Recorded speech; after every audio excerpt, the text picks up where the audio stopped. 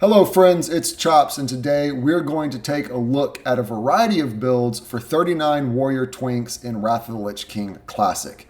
Before we get too far into this though, I do want to stress that I am not trying to present a definitive list and builds for 39 warriors and you can only build your characters in this way, but rather I want to present a variety of talent choices and builds with a variety of different gear choices. That way, you can then take these builds, take these gear choices, and keep the things you like, tinker with the things you don't, and build a character that you enjoy playing. So with that in mind, let's dive into it. So the first thing we're going to do is get this one out of the way. And that's because if I made a video about 39 warrior twinks in Wrath of the Lich King and I didn't include Prot warriors, inevitably somebody in the comments would be like, "Oh, but what about Prot warriors?" So let's talk about Prot warriors. But we're not going to talk about a Prot warrior that goes full Prot and specs all the way into concussive blow. That's a really good sort of duelist spec, but taking that build into a battleground or into an arena is a little meme. So that's a kind of a niche build that's beyond sort of the scope of this video. It's not what we want to talk about. But if you wanted to build a FC warrior, this might be where you started. You're going to start with Brigade Circlet of Stamina in the head. 19 stam, can't go wrong there. Aquamarine Pendant of the Warrior. The on-use buff gives you 15 stam. You can actually use this necklace in every build because that on-use gives you more stam than the static stam that's found on the Medal of Courage. But if you're like me, you constantly forget to use it, so I use the Medal of Courage anyway. Revlosh Spaulders of the Bear. 80s upgrade doesn't think Revlosh Spaulders of Stamina exist. They do. You should use those instead of these. Silky Spider Cape. 11 stam, lots of stam on here. You're actually going to enchant this with 12 agility. I just forgot to put it on here. Captain's Breastplate of Stamina. Again, lots of health, enchanted with 150 health. Revlosh Arm Guards of the Monkey, enchanted with 12 stamina. Dwarf Captain's Sword. This is alliance only. You can just as easily use Mallet of Zul'Farrak here, and there's actually a good reason to do that. We'll talk about that in just a second. But you're going to use Steel Weapon Chain because getting disarmed as an FC sucks. Green Tower with 18 stamina on it is your shield of choice. Revlosh Gloves of the Monkey with 15 hit rating. We don't want to be missing. Ogron Sash, Leg Guards of the Vault, Dusty Mail Boots with 12 stamina on them. These also come with a little bit of bonus armor. Not a bad way to go here. Dead Man's Hand, Sea Fire Band, Double Arena Grandmaster, and an Outrunner's Bow round this one out. If you're not human, you're going to use an Arena Grandmaster and a PvP trinket. This is a pretty bog standard, high stamina FC gear set. Now, a large part of FCing involves keeping a huge amount of gear on hand and a variety of stats that you can swap out depending on the composition of the other team and the composition of the offense they're sending at you. For instance, it's worth knowing that strength particularly improves the block value of your blocks, so it reduces even more damage when you block an attack. If you can get your strength high enough so that with shield block up, you can block 100% of an incoming attack's damage, you just don't take any damage. It's pure mitigation. If you do that on something like, say, a hunter's aim shot, and you block 100% of its damage, it actually doesn't apply the Mortal Strike effect to you. Worth knowing. So if you're facing an offense that has a number of hunters with aim shot, or you're just running into a ton of rogues and other warriors, it might be useful to use Of the Bear here, and here, and your Mallet of Zul'Farrak here. That kind of stuff is things you need to think about when you are carrying gear around on your FC toon. But let's talk about talents. First, we're going to go into the protection tree, and we're going to go deep enough to pick up Last Stand, and we're not going to go any farther. I'll explain why in just a second. Then we're going to go into the Fury tree, and we're going to pick up Armored for the Teeth, Improved Demoralizing Shout, and Piercing Howl. There's a hint. Then we're going to go into the arms tree and pick up Deflection and Tactical Mastery. See, here's the thing. I think that warriors make exceptional flag holders. That is, they're great damage sponges. Last Stand, Shield Wall, Shield Block, relatively high armor. They can just take a ton of punishment. But they're not very good flag carriers in a sort of kiting defense style of game that we see a lot in twink games these days. If instead of going all the way deeper into here and picking up some useless stuff like improves under armor or things like that, And picking up Concussive Blow, which while undeniably cool is kind of useless, you can pick up Piercing Howl, which will slow the entire enemy offense and kind of turns you into less of a damage sponge and a passable flag carrier in a kiting defense situation. Now let's take a look at sort of the standard arms warrior build. First, you're an orc or you're a human. Orcs, because axe specialization is great, and all the best weapons for warriors in this bracket are axes. Second, Blood Fury is incredible. Lots of big burst potential coming out of that racial. Third, the stun resistance or stun reduction racial is incredible in a bracket where rogues are the strongest class. If you go human, it's because you get a little bit of mace specialization or sword specialization, and there are good choices for maces and swords, especially if you're doing one-handers like Mallet of Zul'Farrak. But also the big party piece is that humans get 2 trinket slots because their racial is every man for himself, which is the PvP trinket, but it's on a 2-minute cooldown instead of a 5-minute cooldown. Huge. Let's move on to the gear.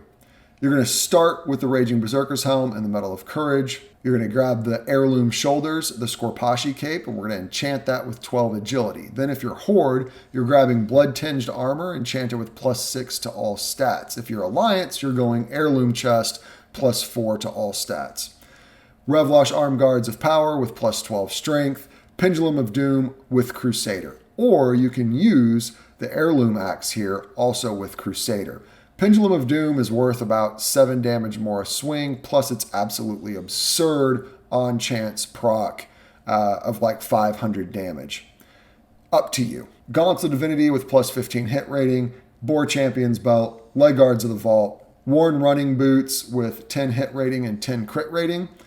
This is an enchant called Sure-Footed, and these boots are Horde only. If you're Alliance, you're using Iron Heel boots, also with Sure-Footed. Aquamarine Signet of the Bear, Assault Band, AGM, Insignia, and Whirlwind Axes. The reason we're using Whirlwind Axes and not a ranged weapon like a bow or a gun is that thrown weapons throw much faster than bows and guns shoot, so you can push back spells. Say you get rooted by a druid or novad by a mage, you can throw at them to push back their spell cast and take less damage until the root or the nova breaks. There are some quibbles people will make about, say, you need boar's speed on your boots for the stamina and the run speed, and you should pick up that hit somewhere else, like say maybe using the rogue stained Shadowcraft tunic for your chest instead, or just making sure that you play with like a Draenei to get that 1% chance to hit racial ability. Or see what I mean about being able to make some adjustments here and there depending on what you're doing and how you play. Let's take a look at talents. This is sort of the standard arms warrior talent build, and you're going to go 3 of 5 in deflection and 2 of 2 into improved rend. You're going to take 2 of 3 in iron will and 3 of 3 in tactical mastery. Retaining rage when you swap stances a lot rules. You're going to go 2-2 in improved overpower, 2-2 in impale, and then 3-3 for deep wounds. Then you're going to take 3-3 in taste for blood, hop down and grab 5-5 in poleaxe specialization, grab sweeping strikes, dump 2 points into weapon mastery so you don't get disarmed forever, and then 2 points in trauma. This entire build is built around hitting people with improved rend, getting big crits off of overpowers, and then using the deep wounds with trauma to do just incredible amounts of bleed damage, plus your burst from big crits on auto swings and overpower. It's the standard issue, taste for blood, bleed build that you're going to see most warriors run. There will be some variations in here. You know, maybe somebody decides that they don't want to take sweeping strikes and instead they take anger management. Maybe somebody doesn't want to take weapon mastery and they take improved hamstring. Those are things that you can play with. This is how I'd spec it. You're going to glyph for sweeping strikes so it's free. Glyph of rending so that your rend lasts longer so you don't have to spend as much rage re-dotting people, and then glyph of charge because what else are you putting here? Now let's take a look at the build that I run. I didn't come up with this build. I stole it from Power Glove way back in the original Wrath of the Lich King, and it's more of an oops all crits build. We're going to start again with Raging Berserker Helm and Medal of Courage. No surprises there. Heirloom Shoulder Scorpashi Cape with 12 agility. Heirloom chest with 4 all stats, Revlosh arm guards of the monkey for a little bit more crit, though you can go power here. Enchant those with 12 strength. Heirloom axe with crusader. Gloves of holy might with 15 hit rating. Ogron sash, leg guards of the vault, iron heel boots with sure-footed, protector's band for a little bit more agility, aquamarine signet of the bear, AGM, trinket, whirling steel axes. This is also an extremely common gear loadout for arms warriors in this bracket. You'll see a ton of arms warriors geared this way. No big surprises here. The uniqueness of this build comes from the talent tree. And that is that we're going to take 5-5 in deflection, no improved rend. We're going to go 2-3 in iron will, 3-3 in tactical mastery, 2-2 in improved overpower, 2-2 in impale, 3-3 in deep wounds. But instead of taking taste for blood, we're actually going to go 3-3 in two-handed weapons specialization. We'll go into poleaxe specialization. We'll grab sweeping strikes and weapon mastery, but we're also going to ignore trauma, and instead we're going to put those points 2 of 5 into cruelty. The purpose of this build is mainly just to sit in Zerker stance and grind down your opponent with an unending string of crits from your auto attacks and your whirlwinds.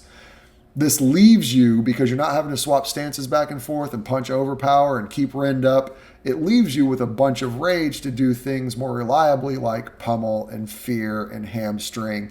So it's more of a arena-oriented build, but you can take this into a battleground and, sweeping strikes cleave and sweeping strikes whirlwind for huge crits and just have a ton of fun with it. All right, now let's take a look at Fury, which is actually less of a meme than you think it is. We're going to start again with Raging Berserker Helm, Medal of Courage, Heirloom Shoulders, Scorpashi Cape with 12 agility, no surprises there, but we're going to throw on a stained Shadowcraft tunic instead of the polished breastplate of Valor, and we're going to put 4 all stats on that. We're going with that for the increased amount of hit. Then we're going to go to Revlosh Arm Guards of Power with plus 12 strength. In the main hand, we're using Mallet of Zul'Farrak with Crusader, and Vanquisher Sword with plus 15 strength. You're also going to want the Warsong Gulch Sword with a weapon chain on it. Now you can change the weapon chain to the Vanquisher Sword and use 15 strength on your Warsong Gulch Sword. There's a bit of a trade-off there. The Warsong Gulch Sword is going to provide better burst and has a little bit more stamina, but the Vanquisher Sword is going to provide better sustained DPS. Either way, you want a weapon with a weapon chain on it so that when you go up against other warriors, rogues, or hunters with the disarm pet, you don't sit there disarmed for the entirety of the fight. You're going to use main hand Mallet of Zul'Farrak if you are human or dwarf, but if you are an orc or any other race, you're going to want to use Shovel Flange's Mining Axe. This is because it's a bit slower of a weapon, and the more AP you have, the better it becomes. It'll actually end up doing more damage than the Mallet of Zul'Farrak will. Then you're going to pick up Gauntlets of Divinity and put plus 15 strength on them, the Boar Champion's Belt, Leg Guards of the Vault, Iron Heel Boots, with Boar's Speed on them because we're getting so much hit from our chest and our talents, which we'll talk about in a bit.